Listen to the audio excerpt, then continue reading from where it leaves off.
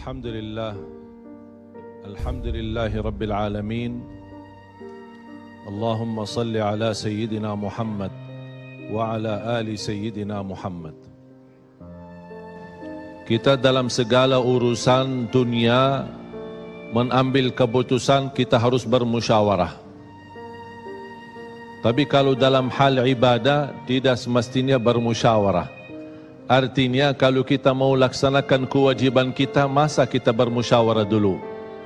Allah Subhanahu wa taala memanggilkan kita untuk menunaikan salat kita 5 waktu, tidak perlu dimusyawarahkan. Kalau kita sudah mendengar hayya 'alas salah, hayya 'alal falah, segera tunaikan kewajiban kita. Kalau kita perhatikan dalam Al-Quran, banyak ayat-ayat yang Allah Subhanahu wa taala ikatkan salat dengan zakat, atau bahasa lain salat dengan infak, sebagaimana firman Allah Subhanahu wa taala di suratul Baqarah, dan saya yakin semuanya hafal.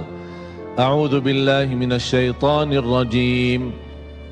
Bismillahirrahmanirrahim. Alif lam mim.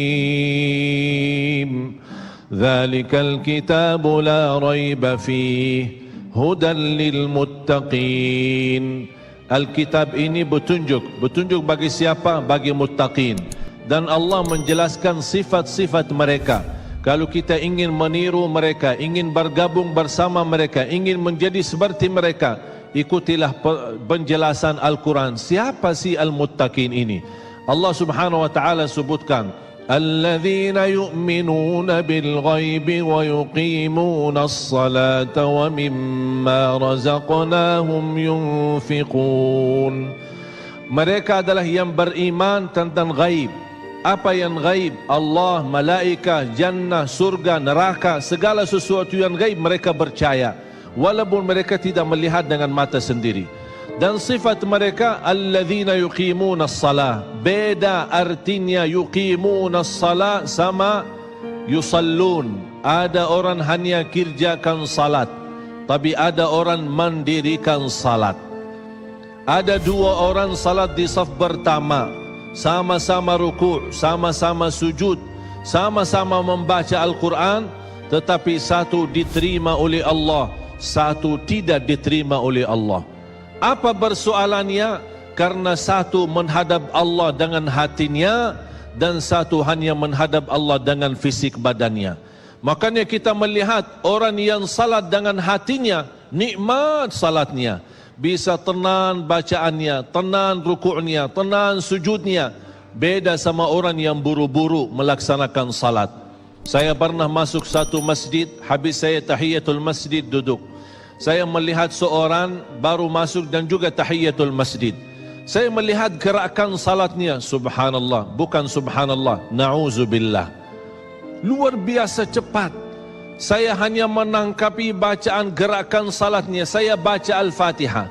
Saya baru selesai waladdallin amin. Dengan saya mencuba bagaimana bandingkan bacaan Al-Fatihah dengan salat beliau, dia sudah sampai ke tahiyat. Padahal baru saya selesai surat Al-Fatihah.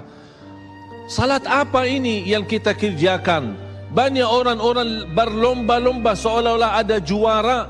Siapa yang paling cepat selesai salat dapat juara 1. Inilah yang terjadi dalam keadaan kita. Makanya kita merasa tidak nikmat salat kita.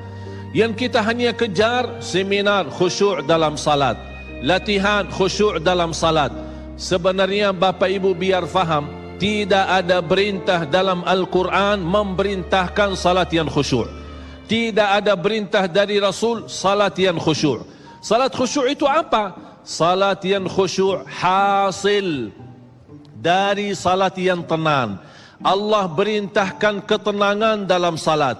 Ar-Rasul SAW memerintahkan ketenangan dalam salat. Kalau sifat khusyuk adalah sifat orang mukmin yang melaksanakan salat tumaknina. Qad aflahal mu'minun alladzina hum fi salatihim khashi'un.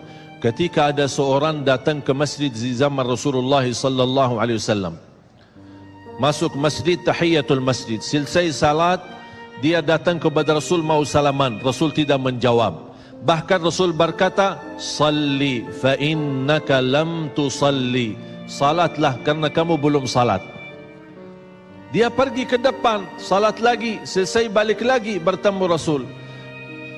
Mau salaman, Rasulullah SAW tidak menjawab. Salli fa innaka lam tusalli, salat dulu karena kamu belum salat. Sampai 3 kali dikasih tahu oleh Rasulullah SAW. Akhirnya orang berkata, mohon maaf ya Rasulullah, saya tidak tahu selain ini salatku. Gimana? Kata Rasulullah SAW, fa idza qumta faqum mutma'inna. Kalau berdiri, berdiri tenang, tumaknina. Tumaknina salah satu rukun di dalam salat. Tidak sah salat seorang tanpa Al-Fatihah, betul?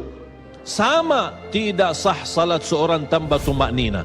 Baca tenang, rukuk yang tenang, sujud yang tenang, wallahi akan terasa nikmat. Dari hasil ketenangan dan upaya dan ikhtiar kita akan muncullah rasa khusyuk. Karena khusyuk bukan sesuatu yang datang dari luar, tapi khusyuk sudah ada di dalam hati. Tinggal bagaimana cara dikelola, bagaimana bisa dikembangkan cara salat yang tenang.